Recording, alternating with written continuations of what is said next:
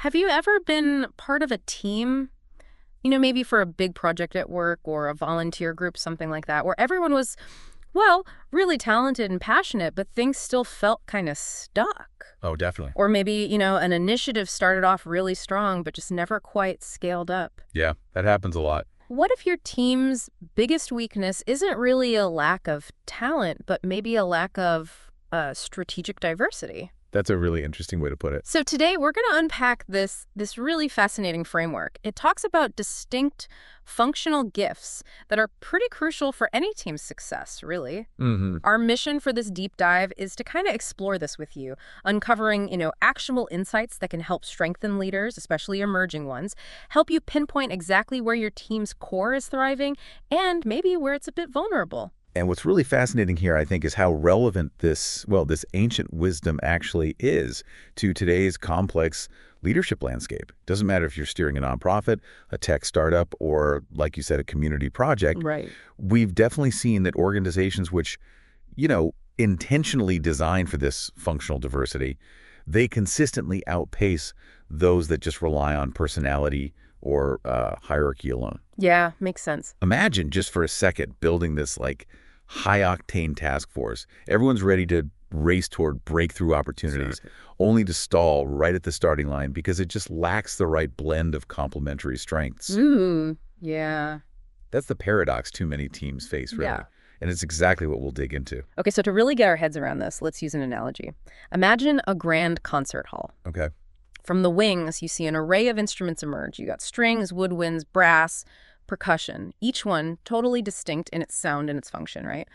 Then a maestro lifts the baton, and what happens next isn't just a bunch of solos showing off, but a collaborative masterpiece, a symphony. Yeah, beautiful. Well, the Apostle Paul, way back in Ephesians 4, kind of casts communities in this light. He describes this divinely conducted ensemble of gifts. But if you strip away the ancient context for a moment, Right. what emerges are these universal leadership archetypes, dynamic functions you see echoing through pretty much any successful organization. Exactly. These functions, people often call them APEST, that's apostle, prophet, evangelist, shepherd, teacher. They aren't rigid job titles. They're more like dynamic, functional rhythms shaping team life. Rhythms, I like that. Yeah, and they're rooted in this core understanding of how different strengths contribute to the whole. So we'll explore each one, maybe using musical terms like rhythm or cadence sometimes, just to highlight their unique contribution to the team's flow and harmony, like different sections in that orchestra. That works really well. And each of these functions plays a unique, absolutely vital role. And the parallels, they extend far beyond traditional ministry into, the secular world too. Business, social impact, community building. Right, you see them everywhere. Everywhere. So the apostolic rhythm, this is all about initiating new works, pioneering fresh expressions of impact, establishing healthy structures where maybe none existed. Okay. Think of those visionary entrepreneurs, or CEOs launching groundbreaking social enterprises, or leaders setting up global relief networks from scratch. That's apostolic energy. The starter. The builder, exactly. Then you have the prophetic cadence. This involves listening really deeply to the organization's mission, its ethical compass, calling teams back to their core values, articulating clear direction. So keeping things on track, morally and strategically. Precisely. In an organizational setting, this might look like, say, a whistleblower speaking out against injustice, or maybe a strategic advisor who helps realign a company's vision with its stated purpose and values, especially when they start drifting. Important. Okay. Then the evangelistic pulse.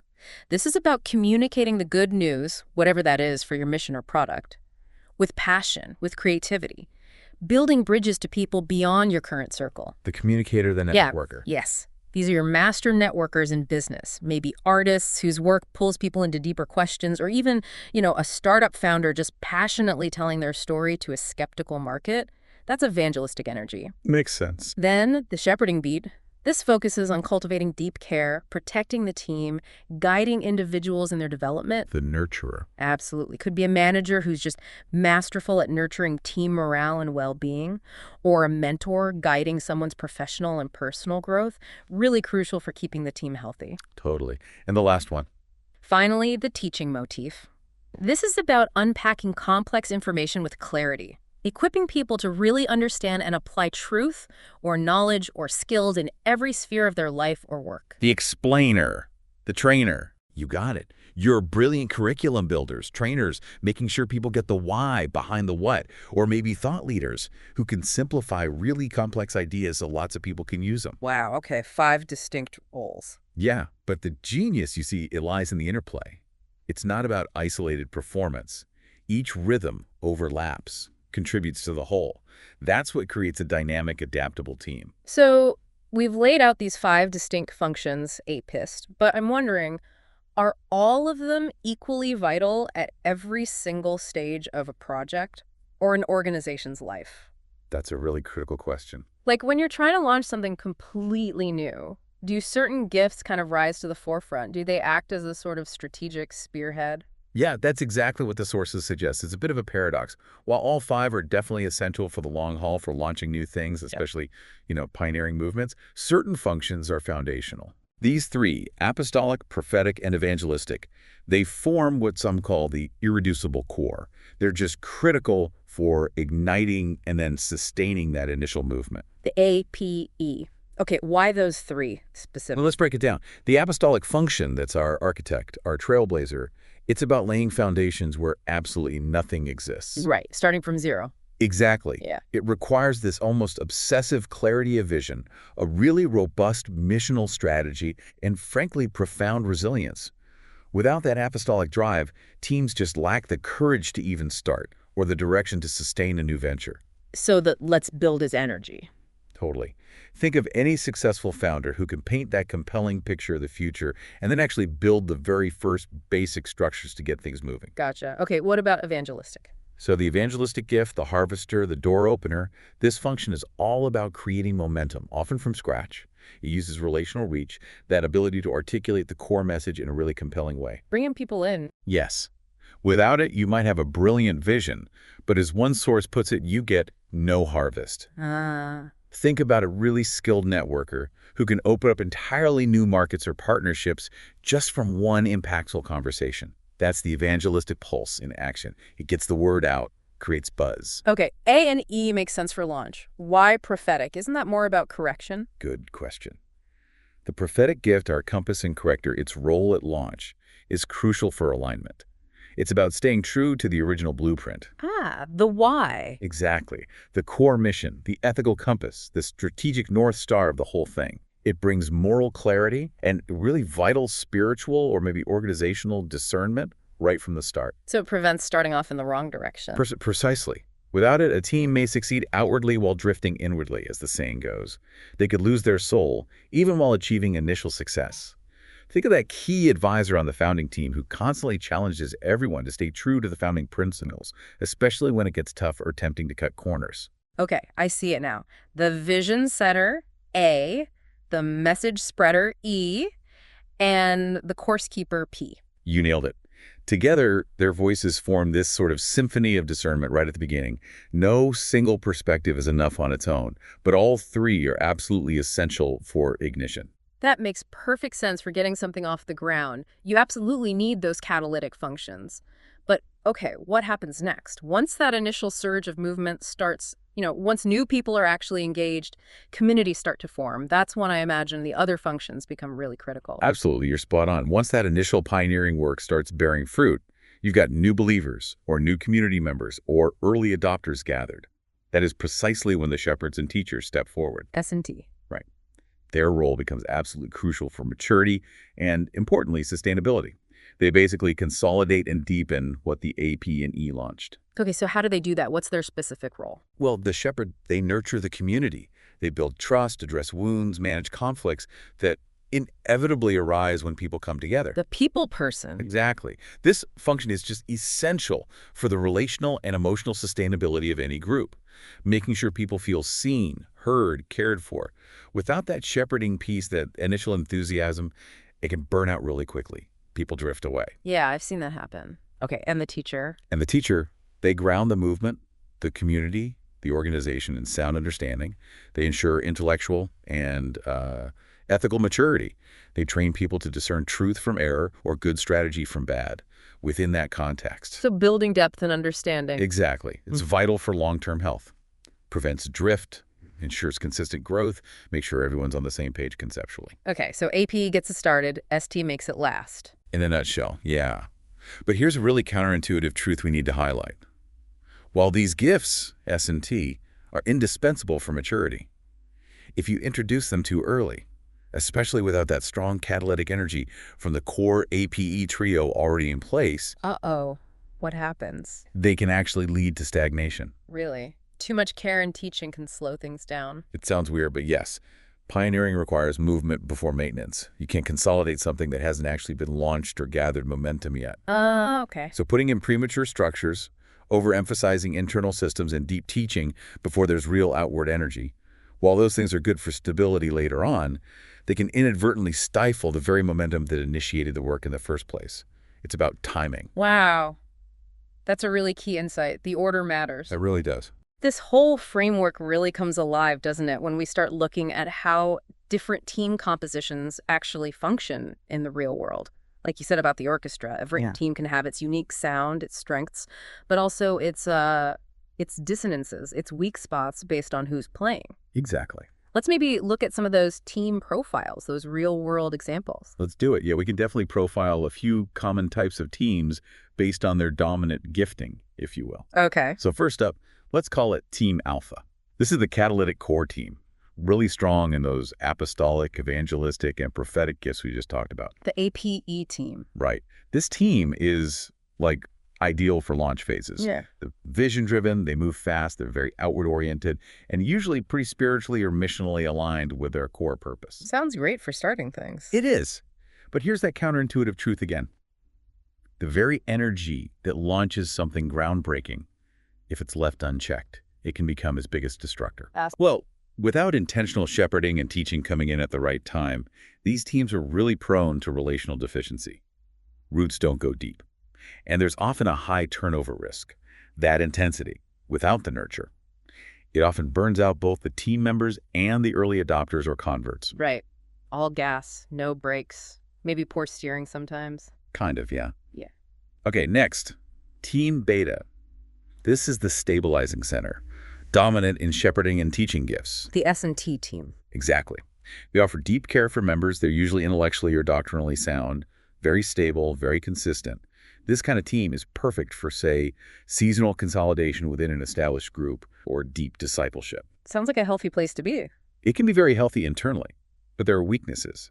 Often they become very inward-focused, they can be change-resistant, and they might unintentionally neglect outreach or missional engagement because the A&E aren't strong voices. So they might drift away from the original mission. Yet without those apostolic or evangelistic partners pushing outwards, they can become excellent at maintaining what they have, but really struggle with expanding or adapting. Missional drift is a real risk. Okay, that makes sense. What else? Well, let's look at a more imbalanced example. Team Zeta. This is a team that's really teaching heavy, maybe almost exclusively focused on teaching and missing the other gifts quite significantly. Just the T, or maybe T and a bit of S. Primarily T, maybe a little S. This composition often boasts high intellectual integrity, a really strong grasp of foundational principles or doctrine. Sounds smart. Very smart. But it frequently suffers from a major vision vacuum. There's often a cultural disconnect because they're not engaging outwardly enough. And paradoxically, it can lead to spiritual or organizational stagnation. How can being too focused on teaching lead to stagnation? Because an overemphasis on teaching, without the balance of the action-oriented gifts, AE, or the deep relational care, S, or the directional clarity, P, can sometimes lead to things like doctrinal pride, a real inward drift, and even institutional paralysis. They know a lot, but they don't do a lot, or they don't connect well. All head, no heart or hands. Something like that. And the cost of that inaction isn't just inefficiency, it can be irrelevance, especially in a world that's changing fast. That's a sobering one. Okay, is there an ideal? Well, maybe not ideal, but balanced. Let's call it Team Epsilon. This represents the full fivefold. Think of maybe a mature, adaptive organization, perhaps a multi-site church or a well-established nonprofit network. Got all APEST working together. Right. It reflects the full spectrum of impactful ministry or work. It enables sustainable growth precisely because all the functions are present and ideally valued. They can launch new things, reach out, stay true, care for people, and deepen understanding. So that's the goal. It's often seen as a picture of maturity. But it's not without challenges. Their challenges often include really complex coordination, getting all those different voices to work together smoothly. Consensus can be slower because you have more perspectives to integrate. It requires really high trust and very intentional communication to navigate that complexity well. Wow. These profiles are really illuminating. What stands out to you listening to this about these dynamics? It really is like a recipe, isn't it? Yeah, it is. Too much of one ingredient or not enough of another, and you get a completely different outcome.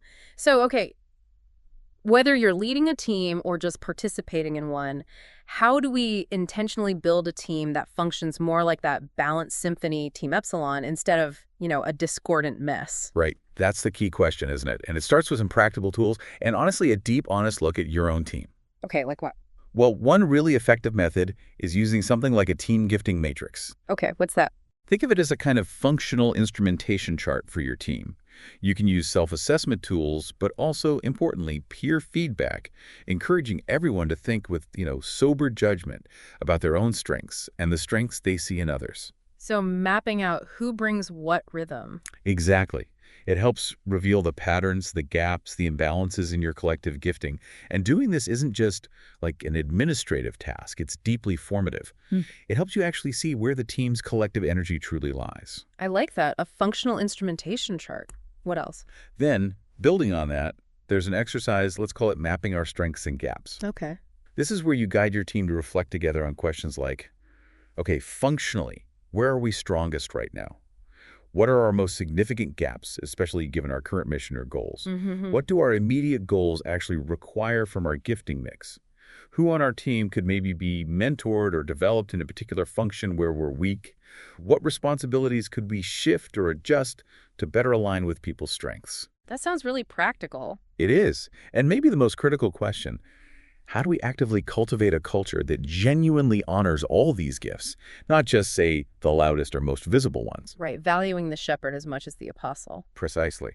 This kind of exercise helps teams move from just having raw data, like from the matrix, to having actionable wisdom. The early church in Acts 6, they did this, essentially. Their apostolic evangelistic momentum was huge, but daily care needs were being missed. So they specifically appointed new leaders, deacons, to address that gap. Perfect example of mapping gaps and adjusting. Okay, map the team, identify gaps, adjust. What else helps build balance? Another huge step is intentional recruitment, or even role assignment within the team. Don't just hire or assign based on technical skill or experience alone. Hire for gift balance, too. Yes. Ask yourself, will this person's functional strength, their voice, stretch us in ways that help us grow? Will it help address a functional need we currently have? This applies when bringing new people in, but also when rethinking current team responsibilities. Makes sense. Fill the functional gaps intentionally. Right. And then there's ongoing development. It's not enough just to identify the gifts, you need to cultivate them. How do you do that? Encourage mentorship across functional lines. Try cross-training. Maybe send your best teachers to a workshop on outreach or public speaking, or send your evangelists to seminars on pastoral care or conflict resolution. Broaden their perspectives. Exactly. Establish rhythms of development specifically aimed at strengthening each different gift type within the team. It's about growing the capacity, not just identifying it. Yeah, that's practical. Assessment, gap analysis, recruitment, development, anything else? Yes, and this one is perhaps the most important and maybe the hardest. It's about fostering a culture of honor and deference. What does that look like? It means genuinely valuing every voice, every function equally, even when they create tension. In fact, you need to normalize tension. Healthy conflict and that kind of creative friction that comes from different perspectives, those are actually signs of life and refinement in a diverse team, not something to be avoided. So embrace the differences. Embrace them and honor them. And crucially, remember that underlying all this is character. As someone said, gifts are tools. Character is the hand that holds them. Someone might be strongly apostolic, but if their character is poor, that gift can do more harm than good. Good point. Character over charisma. Always. Ultimately, this isn't just about better team building or efficiency, though it helps with that. It's really about crafting an integrated, adaptable, truly impactful organization, one that embodies its deepest values and its full purpose in every action it takes. Wow. Okay, so just to wrap up then, this idea of functional diversity, these APEST rhythms, it's clearly not just, a nice to have. Not at all. It sounds like it could literally be the difference between pioneering success and just painful plateau. I think that's often true, yes. And the point you made earlier really sticks with me. An organization or a church doesn't necessarily need more talented individuals. It needs cultures that truly honor and know how to leverage these diverse functional strengths. Precisely. Honoring cultures are key. It leaves me with a final thought maybe for you listening.